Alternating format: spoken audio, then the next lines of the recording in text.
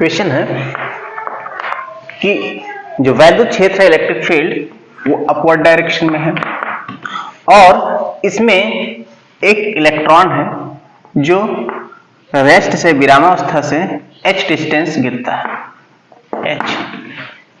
फिर कह रहा है कि ये जो वैद्युत क्षेत्र है इसका डायरेक्शन चेंज कर दिया जाता है और इलेक्ट्रॉन की जगह अब एक प्रोटॉन को इतना ही ऊंचाई गिरने दिया जाता है h ऊंचाई।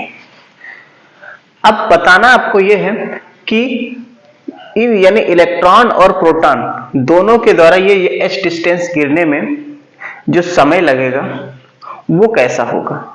ठीक है, तो इसके लिए सबसे पहले देखो फॉर्मूला अपने पास क्या होता है, h equal to half a t square, क्योंकि विरामावस्था से है लेकिन इसलिए u जीरो है तो ut plus half a t square होता तो u जीरो हो गया। अच्छा, एक्सेलरेशन कितना होगा? एक्सेलरेशन जो होता है ये होता है फोर्स बाई मास। इसका मतलब h क्या हो जाएगा, हाफ a कितना हो जाएगा f by m into T square. Force कितना होगा, फोर्स को निकाले। देखो फोर्स का मतलब होता है चार्ज और इलेक्ट्रिक फील्ड बाई m, यानी कि h कितना हो जाएगा, half of q e by m into T square. ये हो गया। अब देखो q चार्ज की बात करें तो चाहे इलेक्ट्रॉन ले चाहे प्रोटॉन ले दोनों का चार्ज तो समान है, इलेक्ट्रिक फील्ड की वैल्यू भी समान है, टाइम भी वही है। दिक्कत कहां पर है, यहां पर मास, सॉरी टाइम अलग अलग है, दोनों का टाइम अलग अलग है। तो यहां पर डिपेंड करता है ये मास कैसा है, मास के ऊपर। तो यहां से अगर आप टाइम निकालना चाहो टी स्क्वायर तो क्या बन जाएगा, h 2h इंटू m और q e नीचे चला आएगा। ये हो गया। इतना तो चेंज ही नहीं होगा, मास पर डिपेंड करता तो t क्या बन रहा है, under root 2h by Q E into m, यानी कि time square root of m पर डिपेंड करता है। अब इलेक्ट्रॉन और प्रोटॉन में देखो मास ऑफ इलेक्ट्रॉन बहुत कम होता है मास ऑफ प्रोटॉन से। अगर देखा जाए मास ऑफ इलेक्ट्रॉन तो ये 9.1 इंटू 10 पावर माइनस 31 kg होता है और mass of proton 1.67 into 10 power minus का 27 kg होता है। तो दोनों के बीच डिफरेंस अगर देखा जाए तो ये अप्रॉक्स में 10 पावर 4 या 3 या 10 पावर 3 का डिफरेंस आ रहा है, इतना अंतर है। देखो जिसका मास अधिक होगा उसमें टाइम अधिक लगेगा, सीधा यहां पर ये बता रहा है, जिसका मास अधिक उसमें टाइम अधिक लगेगा। तो देखो मास किसका अधिक है, मास तो प्रोटॉन का अधिक है, मतलब प्रोटॉन को गिरने में जो समय लगेगा वो अधिक लगेगा और इलेक्ट्रॉन को गिरने में समय कम लगेगा। और देखो 10 पावर 3 या अप्रॉक्स 10 पावर 4 अगर आ जाएगा तो 10 पावर 2 यानी 100 टाइम्स, कितना अंतर आएगा, 100 टाइम्स का। तो ऑप्शन अपने पास क्या है, 5 टाइम्स 10 टाइम्स, कम या अधिक, तो 100 टाइम्स तो कहीं है ही नहीं। इसलिए ऑप्शन आपका कौन सा करेक्ट होगा, जो प्रोटॉन को गिरने में समय लगा है उसके कंपैरिजन में इलेक्ट्रॉन को गिरने में जो समय लगा वो क्या होगा, बहुत ही कम होगा, क्योंकि इलेक्ट्रॉन का मास बहुत कम है। इस वजह से यहां पर आपके पास ऑप्शन कौन सा सही हो जाएगा, कम वाला, यानी पहला ऑप्शन आपके पास सही हो जाएगा। इलेक्ट्रॉन को गिरने में प्रोटॉन के कंपैरिजन में जो समय लगेगा वो कम लगेगा। नेक्स्ट क्वेश्चन कह रहा है बिंदु ए और ये बी है, यहां पर चार्जेस रखे हैं, एक है प्लस का क्यू, दूसरा है माइनस का क्यू, और इनके बीच का कुछ भी एक निश्चित डिस्टेंस है, ये डिस्टेंस मान लेते हैं d, और इनके बीच जो फोर्स लग रहा है वो F है। तो फोर्स F कितना हो जाएगा, एक constant capital Q small q यानी Q स्क्वायर हो जाएगा upon distance square. Okay, now कह रहा है कि इस Q का, ये जो यहाँ बिंदु A पर चार्ज रखा प्लस Q और B पर रखा है माइनस Q, इसमें से 25% निकाल दिया जाता है और वो 25% इसको दे दिया जाता है।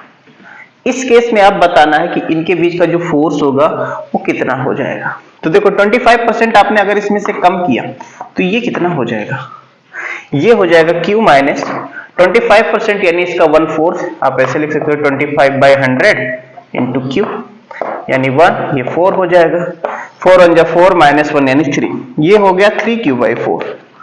इधर देखो इधर क्या होगा, ये है minus Q plus 25/100 into Q यानी कि ये 1/4, तो कितना हो जाएगा -4 + 1 यानी माइनस का 3Q/4 हो गया, ये चार्ज हो गया। अब इनके बीच का फोर्स कितना हो जाएगा, ये हो जाएगा एक कांस्टेंट Q1 Q2 यानी ये चार्ज और ये चार्ज कितना हो जाएगा 3Q/4 का होल स्क्वायर अपॉन डिस्टेंस का स्क्वायर। तो नेट फोर्स आ जाएगा K, देखो 3 का स्क्वायर कितना हो जाएगा 9, 4 का स्क्वायर 16, Q स्क्वायर अपॉन में D स्क्वायर, यानी कि अपने पास F डैश क्या आ जाएगा 9/16 K Q square by D square. देखो K Q square by D square ये क्या है F है, यानी F डैश आपके पास कितना आ जाएगा 9/16 F। 9/16 F इसका आंसर हो जाएगा और 9/16 F आपके पास ये है option number D. Option D इसका राइट आंसर हो जाएगा।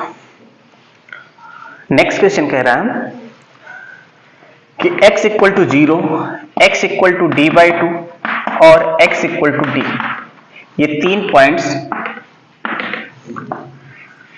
इन पर चार्जेस रखे हुए हैं। तो चार्जेस कितने कितने रखे हैं, यहां पर प्लस का Q है, दूसरा चार्ज है यहां स्मॉल q और यहां पर चार्ज है प्लस Q। इसके बाद कह रहा है कि ये जो चार्ज रखा है यहां पर, इस जगह पर जो नेट फोर्स है वो 0 है। उस केस में बताना है ये स्मॉल q है, इसकी वैल्यू क्या होगी। अच्छा, तो सबसे पहले क्या करो, इस पर नेट फोर्स निकाल लो। तो इस पर फोर्स किसके किसके कारण बनेगा, एक इसके कारण और एक इसके कारण। अच्छा, तो इसके कारण फोर्स निकालते हैं, इस वाले के कारण ये डिस्टेंस है कितना d/2 और टोटल डिस्टेंस यहां से यहां तक कितना हो जाएगा d। तो फोर्स नेट फोर्स क्या बनेगा, F नेट इक्वल टू हो जाएगा एक कांस्टेंट, ठीक है, चार्जेस कैपिटल की स्मॉल q अपॉन डिस्टेंस का स्क्वायर, इसके बीच का डिस्टेंस है d/2 प्लस इसके कारण फोर्स क्या बनेगा, एक कांस्टेंट कैपिटल Q हो जाएगा कैपिटल Q स्क्वायर, डिस्टेंस है d यानी t स्क्वायर। और ऑलरेडी अपने पास क्या पता है कि नेट फोर्स क्या है 0, तो ये 0 हो गया। ये हो जाएगा K capital Q small q upon में d स्क्वायर और 2 का स्क्वायर हो जाएगा 4 को ऊपर लिख देते हैं, प्लस यहाँ पर K capital Q square by d square, जो कॉमन हो कॉमन कर लो, K capital Q by d square को कॉमन कर लिया, बचेगा क्या यहाँ पर 4 स्मॉल q प्लस इधर बचेगा कैपिटल Q। ये पूरा पार्ट देखो Q 0 है नहीं, D 0 है नहीं, इसलिए इस पूरे पार्ट को क्या करेंगे हटा देंगे 0 की तरफ। 0 बाई समथिंग 0 ही होता है, तो 0 इक्वल टू बनेगा क्या 4Q plus capital Q।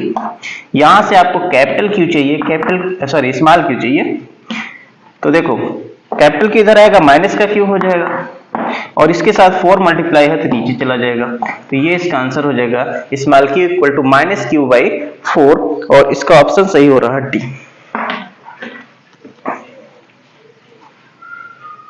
Question कह रहा है कि ये एक सिस्टम बनाया गया चार्जेस का, इसमें बताना है कि नेट डायपोल मोमेंट क्या होगा विद वेक्टर क्वांटिटी, यानी कि आपको ये भी बताना उसका डायरेक्शन भी किधर होगा, यानी i कैप j कैप के अकॉर्डिंग भी बताना है। तो देखो इसको आप कंसीडर कर लो, दो तरीके से कर सकते हैं, एक तो इन दोनों का सेंटर निकाल करके कर सकते हैं, या दूसरा तरीका क्या है, आप एक डायपोल इधर ले लो एक डायपोल इधर ले लो, क्योंकि ये देखो -2q है तो एक -q ऐसे दो कर सकते हैं। तो डायपोल मूवमेंट जो होता है उसका डायरेक्शन होता है माइनस चार्ज से प्लस चार्ज की ओर, यानी एक इधर हो गया p और दूसरा इधर हो जाएगा। ये डायपोल मूवमेंट दोनों के बराबर ही होंगे, क्योंकि चार्जेस इक्वल, डिस्टेंस इक्वल है। तो अब इनका रिजल्टेंट आपको निकालना होगा, दोनों का। तो रिजल्टेंट इस डायरेक्शन में आने वाला है, इस तरह से, इस डायरेक्शन में इसका रिजल्टेंट हो जाएगा। तो ये नेट पी कितना हो जाएगा, उससे पहले आपको ये एंगल निकालना पड़ेगा। ये एंगल कितना होगा, तो देखो ये राइट एंगल ट्रायंगल, सॉरी ये कैसा है, इक्विलैटरल ट्रायंगल, समबाहु त्रिभुज है, इसलिए इसका प्रत्येक कोण 60 डिग्री होगा, 60 डिग्री होगा। तो नेट डायपोल मोमेंट क्या हो जाएगा, P square plus P square plus 2 times of P cos 60 degree. Formula है ना, under root A square plus B square plus 2ab cos theta के अकॉर्डिंग। यानी कि ये क्या हो जाएगा, पी स्क्वायर हो गया 2p स्क्वायर, और ये भी 2p और p हो जाएगा 2p स्क्वायर। कॉस 60 की वैल्यू होती है 1/2, 2 से 2 हट जाएगा, तो क्या हो जाएगा, under root 2p square plus p square यानी कि 3p स्क्वायर, यानी इसे लिख सकते हो √3p। ये नेट डायपोल मोमेंट आएगा। p कितना होता है, p आपको याद होगा q इंटू 2l, यानी कि 2ql होता है। तो यहां से अपने पास नेट डायपोल मोमेंट क्या आ जाएगा, अंडर रूट 3 और साथ में 2ql। अच्छा देखो एक चीज यहां पर ध्यान देना, 2l क्या था, टोटल डिस्टेंस था, इनके बीच का डिस्टेंस तो l ही है, तो 2 नहीं लेंगे, सिर्फ और सिर्फ l लेंगे, तो ql हो जाएगा। तो ये p की जगह रख देंगे कितना, ql। अच्छा आपको डायरेक्शन के साथ लिखना है, तो नेट डायपोल मोमेंट जो होगा अंडर रूट 3ql। डायरेक्शन देख लो, इसका डायरेक्शन किधर है, नेगेटिव ऑफ y एक्सिस, तो इस डायरेक्शन में माइनस जे कैप यूनिट वेक्टर होता है, तो इसके साथ क्या लग जाएगा, माइनस का जे कैप। यानी कि नेट डायपोल मोमेंट अपने पास आ गया माइनस का अंडर रूट 3ql जे कैप। ऑप्शन देख लेते हैं कौन सा सही है, तो इसका ऑप्शन सही आ रहा है सी। ठीक है, यहां कंफ्यूज मत होना, q इंटू चार्जेस के बीच का डिस्टेंस होता है, डिस्टेंस यहां l है ना कि 2l, ओके, इसलिए q इंटू l ही डायपोल मोमेंट बनेगा। अकॉर्डिंग टू क्वेश्चन कह रहा है एक डायपोल है ये AB, यहां पर चार्ज है -q, यहां पर चार्ज है +q, और इसका मिड पॉइंट है O, इनके बीच का टोटल डिस्टेंस है 2a। इससे y डिस्टेंस पर एक पॉइंट है यहां पर P, ये है y। यहां पर चार्ज रखा है Q, इस चार्ज Q पर फोर्स कह रहा है F लग रहा है, और इसको यहां P डैश पर खिसका दिया गया, डिस्प्लेस कर दिया गया, जहां पर ये डिस्टेंस है y/3। अब जब इसको यहां से यहां शिफ्ट करेंगे तो इस पर फोर्स कितना लगेगा, अगर यहां पर फोर्स कितना हो, F हो। ठीक है, तो देखो सबसे पहले इलेक्ट्रिक फील्ड एट P निकालिए, कितना हो जाएगा, ये डायपोल है, तो डायपोल है, और ये इसका कौन सा निरक्षीय स्थिति है, इक्वेटोरियल पॉइंट पर है, तो इसके लिए फॉर्मूला आपको पता होगा, कितना होता है 1/4πε0 P/r3। r मतलब यहां से यहां तक का डिस्टेंस y³ हो जाएगा, और इस पर फोर्स कितना हो जाएगा, फोर्स एट Q यानी P पॉइंट पर फोर्स कितना हो जाएगा, Q इंटू EP, यानी कि FP यहाँ पर ये फोर्स F दे रखा है, तो इसमें Q रख देंगे, कितना हो जाएगा 1/4πε0, यहाँ पर हो जाएगा P इंटू Q/y³। अच्छा अब जब इसको P डैश पर लेकर आए, तो P डैश पर इलेक्ट्रिक फील्ड निकाल लो, electric field at P dash. P dash पर इलेक्ट्रिक फील्ड देखो, डिस्टेंस यहाँ पर y/3 हो गया, तो जहां y था वहां पर y/3 कर लेंगे, तो 1/4πε0 P बाई यहाँ पर y/3 का होल क्यूब। यहाँ ध्यान रखना P क्या है, ये जो स्मॉल p है ये है dipole moment, q into 2a है, याद रखिएगा। तो इसको हल करेंगे, क्या हो जाएगा 1/4πε0, यहाँ देखो p नीचे y³ और 3 का क्यूब हो जाएगा 27, इसको ऊपर लिख देते हैं। फोर्स कितना हो जाएगा इसमें, फोर्स जो एफ डैश होगा, इसको एफ डैश से लिख ले, फोर्स से क्या हो जाएगा चार्ज, क्योंकि यही चार्ज यहां शिफ्ट हुआ है, into electric field EP dash, यानी कि ये हो जाएगा 27 times of 1/4 pi epsilon nought P into Q by Y Q. क्या दिख रहा है, ये वाला फोर्स F के इक्वल था, तो ये कितने इक्वल हो गया 27 F के इक्वल हो गया, यानी कि जो नया फोर्स F डैश बनेगा वो कितना हो जाएगा 27 F के इक्वल। ऑप्शन से देख लेते हैं कौन सा ऑप्शन इस पर सही है। तो यहाँ ऑप्शन के अकॉर्डिंग दिख रहा है डी ऑप्शन करेक्ट है। ठीक है, तरीका सिंपल सा है, आपको इक्वेटोरियल एक्सिस पर यानी कि इक्वेटोरियल प्लेन पर जो पॉइंट है, निरक्षीय स्थिति में जो बिंदु है, उस पर इलेक्ट्रिक फील्ड निकाल लो, फिर फोर्स निकाल लो F इक्वल टू QE से। यहाँ पर फोर्स F था तो F आपके पास ये आ गया। इसके बाद P डैश पर इलेक्ट्रिक फील्ड निकाल लो, तो जहां y था y की प्लेस पर y/3 हो जाएगा, इससे ये अपने पास इलेक्ट्रिक फील्ड निकल कर आ गया। इलेक्ट्रिक फील्ड निकलने के बाद फोर्स निकाल लो 4 से मल्टीप्लाई करके, तो क्या देख रहे हैं ये 27 टाइम्स हो गया पहले वाले फोर्स का, यानी कि यहाँ पर फोर्स 27 है। अगर यहाँ फोर्स F तो यहाँ पर फोर्स 27 F। नेक्स्ट क्वेश्चन कह रहा है x एक्सिस है ये और ये है y एक्सिस ओरिजिन। यहाँ पर x एक्सिस पर कह रहा है एक पॉइंट है x इक्वल टू 1 मीटर और दूसरा पॉइंट है x इक्वल टू 4 मीटर। इसके बाद कह रहा है यहाँ पर चार्जेस रखे हुए हैं। पहला चार्ज है √10 माइक्रोकूलम, दूसरा चार्ज है -25 माइक्रोकूलम। यहाँ पर है √10 माइक्रोकूलम और यहाँ पर है -25 माइक्रोकूलम। ये इतने चार्जेस रखे हुए हैं। अच्छा, इसके बाद कह रहा है कि y अक्ष पर, y एक्सिस पर एक पॉइंट है y इक्वल टू 3 मीटर। इस पॉइंट पर आपको निकालना, इस पॉइंट को मैं नाम दे दूं P, इसको नाम दे दूं A, इसको नाम दे दूं B। इस पॉइंट पर आपको निकालना है क्या होगा वैद्युत क्षेत्र की तीव्रता। तो पहले इस पूरे सिस्टम को आप कोऑर्डिनेट सिस्टम में लिख लो। ये x इक्वल टू 1 है तो x एक्सिस पर 1,0 लिखेंगे। ये 4 है तो इसको लिखेंगे कितना हम 4,0।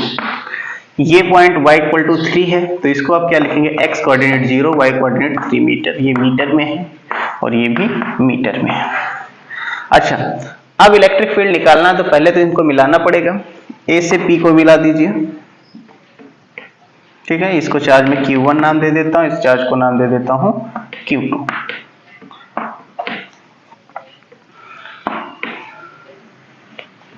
मिलाने के बाद इलेक्ट्रिक फील्ड का डायरेक्शन आप चेक करोगे। देखो ये Q2 कैसा नेगेटिव चार्ज है इसलिए इसका डायरेक्शन इधर, और जो Q1 है ये पॉजिटिव है, इसका डायरेक्शन इधर बनेगा। ठीक है, इसको नाम दे दिया E1 और इसको नाम दे दिया हमने E2। ठीक है, याद रखना Q1 दे रखा है √10 माइक्रोकूलम और Q2 दे रखा है -25 माइक्रोकूलम। अच्छा, ये सारी चीजें तो हो गई। जो आंसर निकालना वो वेक्टर फॉर्म में निकालना, तो आपको क्या करना है इलेक्ट्रिक फील्ड को भी वेक्टर फॉर्म में ही निकालना होगा। तो सबसे पहले आप क्या करो, एकांक सदिश यानी यूनिट वेक्टर निकालो। एक तो A से P की तरफ और दूसरा P से B की तरफ। तो यहां पर अगर मैं वेक्टर AP निकालूंगा तो वेक्टर AP क्या बनेगा, A से P की तरफ यानी P से A को माइनस करें तो 0 -1 i कैप और 3 -0 j कैप, यानी अपने पास AP कितना आ जाएगा -i कैप +3 j कैप। ये आ गया। इसके बाद इसी तरह से आप निकाल लीजिए P से B की तरफ यानी वेक्टर PB, तो B से माइनस करेंगे इसको तो 4 -0 i कैप और 0 -3 j कैप। तो कितना हो जाएगा ये वेक्टर PB, ये हो जाएगा 4 i कैप -3 j कैप। अपने को यूनिट वेक्टर चाहिए।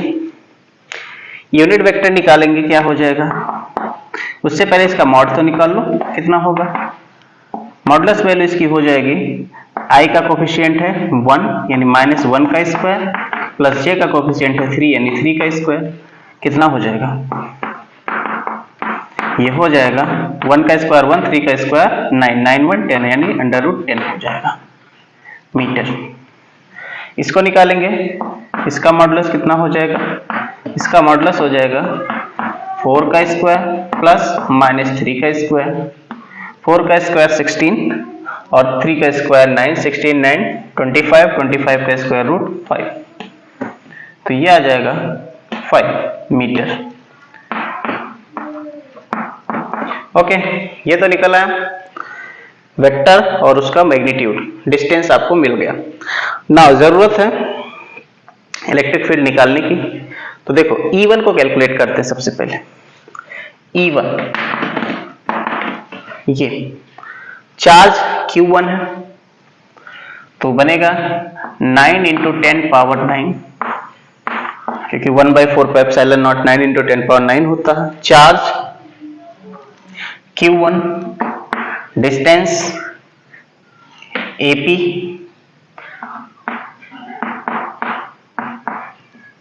Mod of AP square into unit vector along AP, या फिर आप डायरेक्ट एक फॉर्मूला इसमें इस्तेमाल कर सकते हो, इसका क्यूब कर लो और क्यूब करने के बाद यहां पर वेक्टर AP लगा लो, ऐसा भी कर सकते हैं। अगर आप यूनिट वेक्टर ले रहे हो तो यहां पर स्क्वायर ही रखिए, और यूनिट वेक्टर नहीं डायरेक्ट वेक्टर ले रहे हो तो आप यहां पर क्या कर लोगे, क्यूब कर लोगे। कितना हो जाएगा, वेक्टर E1 9 × 10 पावर 9, इसके बाद Q1 है √10 माइक्रो कूलम, √10 माइक्रो का मतलब 10 पावर -6, AP आपके पास आ चुका √10, इसका क्यूब करना पड़ेगा, क्यूब करेंगे तो कितना हो जाएगा, 10√10 हो जाएगा। AP वेक्टर है -i cap plus 3j cap, ये आ गया। √10 से √10 हटा दीजिए, कितना होगा देखते हैं। E1 इक्वल टू आ जाएगा, देखो एक 10 यहां पर ऊपर जाएगा तो -6 -7 हो जाएगा, 1 इंक्रीज होगा, तो यहां पर 10 पावर -7 और 10 पावर 9 यानी 10 पावर 2 बनेगा, और ये 9 को अंदर मल्टीप्लाई कर देते हैं, -9i cap plus 9 3 27 j cap, और बचेगा 10 पावर में कितना, 9 - 6 3 में से 1 कम हुआ 2, यानी कि इंटू 10 पावर 2 न्यूटन प्रति कूलम। ये निकल कर आया आपके पास E1। इसी तरह से अब कैलकुलेट करना पड़ेगा दूसरे फील्ड को, E2 को। E2 कितना आएगा, E2 equal to 9 × 10 power 9, charge हो जाएगा Q2 अपॉन डिस्टेंस। देखो डिस्टेंस यहां पर क्या है, P से B की तरफ लेंगे, PB mod of PB cube into vector PB, ये हो जाएगा। सबकी वैल्यू को रख लेते हैं इसमें भी और देखते हैं कितना आता है। तो E2 इक्वल टू आ जाएगा 9 × 10 पावर 9, Q2 की वैल्यू है, नेगेटिव नहीं रखना होता फॉर्मूले में, ध्यान रखना है, नेगेटिव केवल डायरेक्शन जानने के लिए है। 25 माइक्रो कूलम यानी कि 25 × 10 पावर -6 अपॉन में PB का क्यूब, PB का मॉड कितना आया है 5 का क्यूब 125 हो जाएगा, इंटू वेक्टर PB चाहिए, वेक्टर PB कितना हो जाएगा, तो वेक्टर PB आपके पास दिखा रहा है 4i कैप -3j कैप,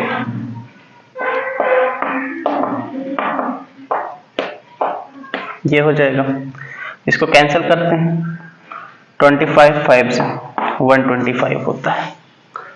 अब कितना हो जाएगा, E2 इक्वल टू, कैलकुलेशन बड़े ध्यान से करिएगा, वेक्टर फॉर्म में है। देखो यहां पर है 5, तो 9 4 जा 36 होता है, 36 आई कैप माइनस 9 3 जा 27 जे कैप, ये हो गया, अपॉन में 5 है, इंटू 10 टू द पावर, देखो 9 है माइनस 6 यानी 3 हो गया। इसमें थोड़ा सा काम और करते हैं, काम ये करते हैं कि इसमें 2 से मल्टीप्लाई करके इसको 10 बना लेते हैं, तो 2 से नीचे मल्टीप्लाई तो ऊपर भी मल्टीप्लाई करना पड़ेगा, तो E2 कितना आ जाएगा, ये 72 आई कैप माइनस 54 जे कैप 2 से मल्टीप्लाई करने के बाद इंटू 10 टू द पावर, ध्यान से देखो 5 2 जा 10, इसमें से एक 10 कैंसिल हो जाएगा तो बचेगा 10 पावर 2 न्यूटन प्रति कूलम। ये आपके पास इक्वेशन नंबर 2 आ गया। ठीक है, E1 भी निकल आया आपके पास और E2 भी निकल आया। नाउ अब आपको राइट करना है एग्जैक्ट फील्ड यहां पर कितना होगा। तो एग्जैक्ट फील्ड जब निकालना है तो एग्जैक्ट फील्ड जो बनेगा वो बनेगा E equal to E1 plus E2, दोनों को आपको प्लस करना है, तो कितना हो जाएगा, देखो E1 आपके पास माइनस 9 आई कैप है और यहां पर E2 में देखो 72 आई कैप, तो 72 से आपको 9 को माइनस करना पड़ेगा, तो 72 से अगर आप 9 माइनस करते हो तो कितना हो जाएगा, 2 तो ये माइनस हो गया, 70 से आपको 7 माइनस करना है, तो 70 से अगर आप 7 माइनस करते हो तो 63 आ जाएगा, 63 आई कैप। जे कैप की बारी आई, देखो यहां पर 27 है प्लस का और यहां माइनस का 54, तो 27 से 54 माइनस करोगे तो माइनस का हो जाएगा 27, माइनस का 27 J cap into 10 to the power 2 newton प्रति coulomb. This is the answer of this question. बेहतरीन क्वेश्चन था, पूरा वेक्टर पर था। तो ऑप्शन कौन सा सही होता है ये देखते हैं। तो इसका ऑप्शन दिख रहा है A, option A is right answer.